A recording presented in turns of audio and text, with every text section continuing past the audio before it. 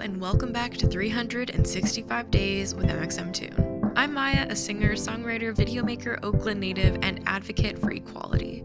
I'm also a huge fan of history. I love untold stories, gross facts, hidden secrets, and anything weird, dark, and funky from the past.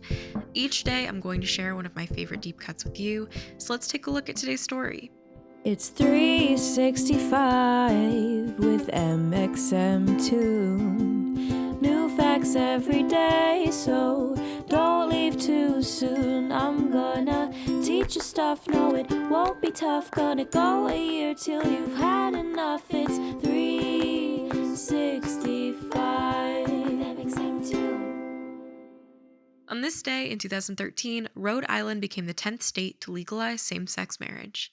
Let's look back on the history of marriage equality, as well as the state of Rhode Island. As early as ancient times, many civilizations considered same-sex relationships to be normal, because, well, they are. Same-sex marriage was even legal during the age of the Roman Empire, up until Christianity became Rome's official religion. But in the modern era, queer people have had to fight for basic equality. It wasn't until 1989 that Denmark voted to recognize same-sex unions legally.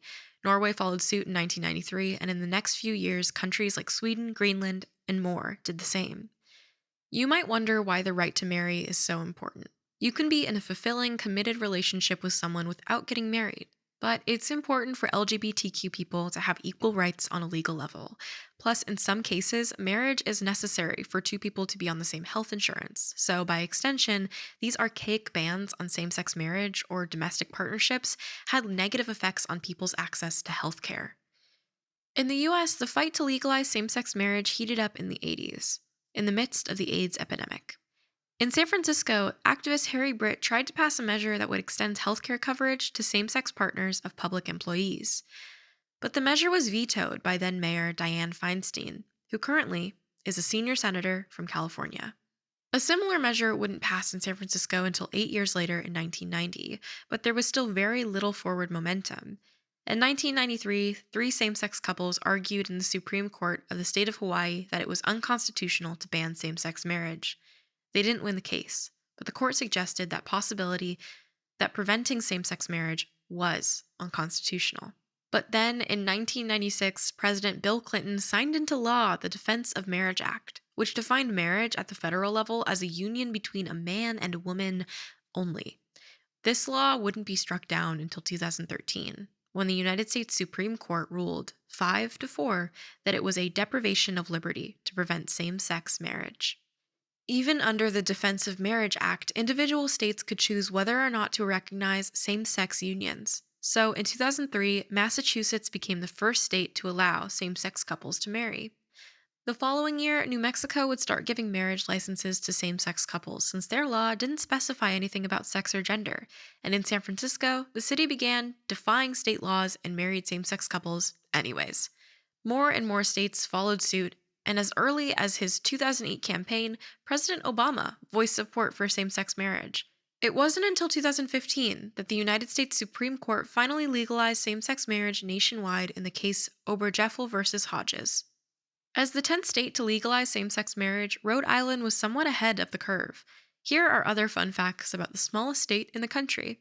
In colonial times, Anne Hutchinson was the first woman to incorporate a town, Portsmouth. Then, Brown University, located in Providence, became the first university to accept students regardless of their religious affiliations. By the 1840s, when only property owners were allowed to vote, a Rhode Island resident named Thomas Wilson Dorr led working-class people to protest this law. As a result, they won suffrage for non-land-owning white men, who had to pay $1 voting tax. A small victory, but still a victory, I guess. It might seem like Rhode Island has been a pretty progressive state, but in some ways, the ocean state has lagged horribly behind. When Rhode Island joined the Union in 1790, it was called the State of Rhode Island and Providence Plantations. The word plantation references Rhode Island's early history as a slaveholding state. In 2010, Rhode Islanders voted on a referendum to remove this harmful reference from the state's name. But 78% of the people voted to keep the name the same. It wasn't until 2020 that this referendum came into play once more. This time, people had become more educated about the way systemic racism functions. Even though a name is just a name, names do matter. And this particular name honored a foul and extremely dark history. So, in 2020, 53% of voters chose to remove Providence Plantations from the state's name, and now it's simply known as the state of Rhode Island. It's frustrating that it took so long to change Rhode Island's official name. And it's also troubling that the validity of same sex couples was even up for debate in the US so recently. Plus, in many countries, it's illegal to even be in a same sex relationship, which causes severe harm to queer populations there. It's also worth pointing out that discrimination does not begin and end with the legalization of marriage.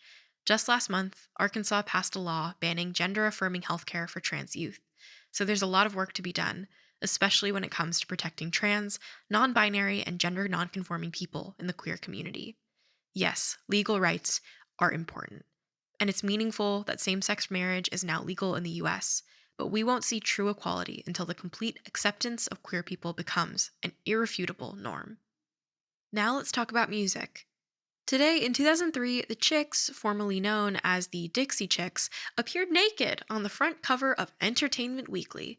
Phrases like traitors, hero, boycott, Saddam's angels, and proud Americans were printed across their bodies, referencing the fallout after singer Natalie Maines spoke out against then President George W. Bush. At a concert in March, Maines said that she was ashamed that the president was from Texas. She made this comment in the lead up to the United States' controversial invasion of Iraq, dividing country fans. Now, with the prevalence of social media, it's not newsworthy for a musician to speak their mind about current events. But back then, this statement was so shocking that it made headlines, garnering enough attention to warrant an Entertainment Weekly cover.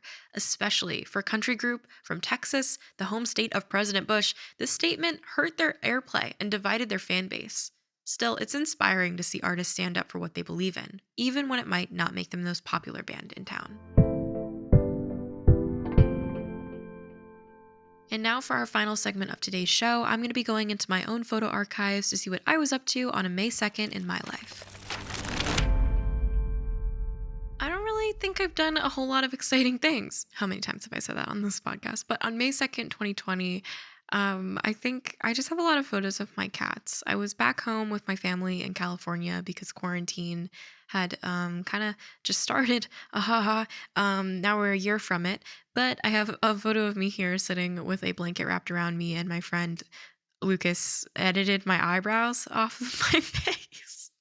So I took it upon myself to draw an arrow on my head so I would look like Aang from Avatar: Last Airbender. Anyways, that's my memory for May 2nd.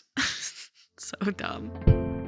Thank you for going back in time with me, and remember to subscribe wherever you listen to podcasts. You can come back tomorrow for more stories from the past. It's 365 with mxmtoon. New facts every day, so don't leave too soon. I'm gonna teach you stuff, no it won't be tough. Gonna go a year till you've had enough. It's 3